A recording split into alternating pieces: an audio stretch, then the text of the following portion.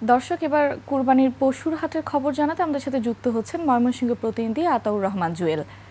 জুয়েল, শেষ সময় গরুর দাম কেমন যাচ্ছে আর ক্রেতা বিক্রেতারা আসলে কি বলছেন? ধন্যবাদ দোপা আপনাকে। ওয়ালটন আবারও মিলিনিয়ার অফারে ওয়ালটন ফ্রিজ কিনে আপনিও হয়ে যেতে পারেন মিলিয়নিয়ার।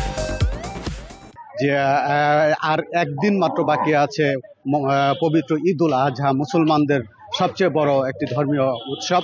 এই উৎসবকে ঘিরে প্রতি বছরই আমরা যেটা দেখি, কোরবানির মুসলমানরা কোরবানি দিয়ে থাকে এবং ময়মনসিংহের আমি যদি আপনার মাধ্যমে জানাতে চাই 203টি স্থায়ী এবং অস্থায়ী পশুর হাট রয়েছে। এই পশুর হাটগুলোতে যেহেতু একদিন মাত্র বাকি আছে, পর্যাপ্ত পরিমাণে পশু উঠেছে এবং ক্রেতাও রয়েছে।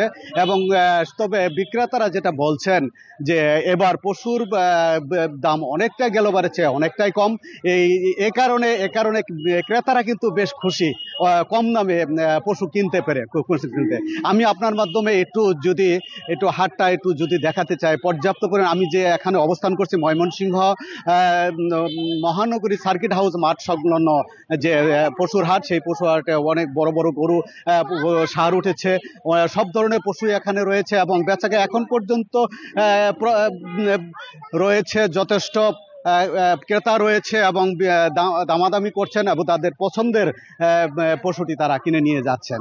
এবং আমি যদি আপনার মাধ্যমে আরেকটু জানাতে চাই, ময়মনসিংহের জেলা প্রাণী সম্পদ কর্মকর্তা রয়েছেন আমার পাশেই, তার কাছে একটু যদি জানতে চাই যে এই যে মনিটরিং ব্যবস্থাটা কেমন রয়েছে, এই সম্বন্ধে তার কাছে একটু জানতে চাই। ধন্যবাদ। আপনি জানেন যে আমাদের এই কোরবানি ঈদ উপলক্ষে ময়মনসিংহ জেলা আমরা 52টি ভেটেরিনারি মেডিকেল টিম গঠন করেছি, যাতে যে গবাদি পশুর হাটগুলো আছে সেখানে যদি কোনো গবাদি পশু অসুস্থ হয়ে যায় সেগুলোর চিকিৎসা সেবা প্রদান করার জন্য। এবং আমাদের আরও মনিটরিং টিম আছে এবং অনলাইন কোরবানি হাট নামে আমাদের একটা ময়মনসিংহে আমাদের একটা ওয়েবসাইট আছে। সেখান থেকে কিন্তু আমাদের খামারিরা তাদের গবাদি পশুর ছবি এবং মোবাইল নাম্বার সহ যে তথ্য দিয়েছেন সেখান থেকে তারা কিন্তু তাদের গবাদি পশু ক্রয় করতে পারছেন। ধন্যবাদ আপনাকে। হ্যাঁ লোপা, এই ছিল আমার কাছে ময়মনসিংহের পশুর হাটের সর্বশেষ।